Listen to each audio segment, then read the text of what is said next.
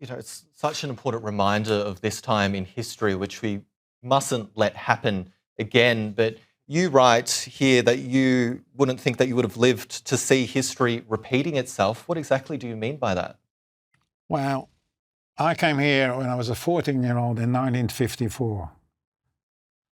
And my father had died in 1948. So it was my mother, my brother, and by then I had a little sister, and myself. I was 14, my sister was 7, and my brother was 18. We came here to run away, get away from Europe, and my mother made the decision that she wanted to go as far away from Europe as possible, which happens to be Australia. And we came out here on a boat. I went to school, my sister went to school, we lived at Coogee. In the first few months we didn't have any beds, we slept on a mattress on the floor. My mother got a job straight away as a cleaning lady at the Coogee Bay Hotel, and I went to school in Maroubra Junction.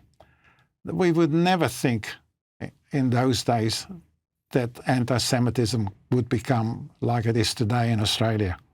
And every immigrant Jew from those days that are still alive, and I've spoken to, had exactly the same thinking. We came here to be free. And we were for a long, long time. I'd never came across anti-Semitism in Australia till 7 October 2023. And I'm afraid, and what I'm saying now, I really mean, I blame the federal government.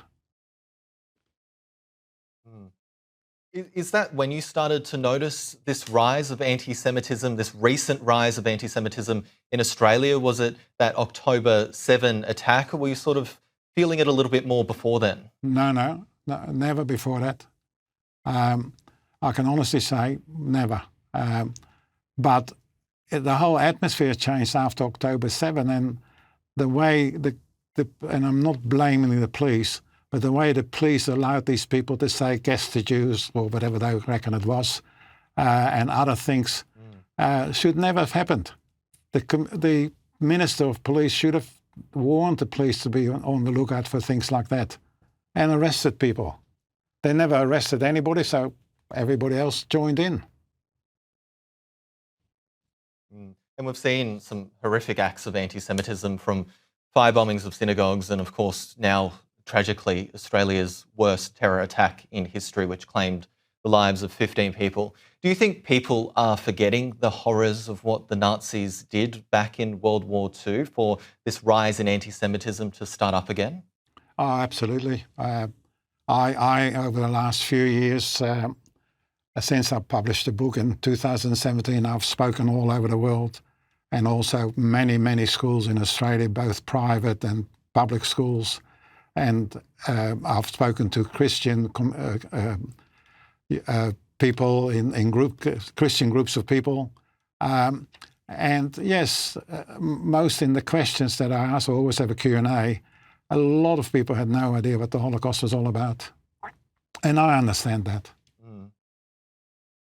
Yeah, I remember learning about it as essential education in primary school, and I think about 8 years ago doing a story during one of my first jobs as a reporter in regional Victoria and speaking to survivors then, and they mentioning the dangers of history repeating itself and the importance of not being a bystander, not watching things happen but acting so it doesn't get to extreme points. Obviously, we know that there has been a rise in anti-Semitism now here in Australia. Do you think our Prime Minister, Anthony Albanese, is doing enough to combat anti-Semitism? Absolutely not. That's a simple answer I have. And why do you say that? Well, nobody can show me what he's done.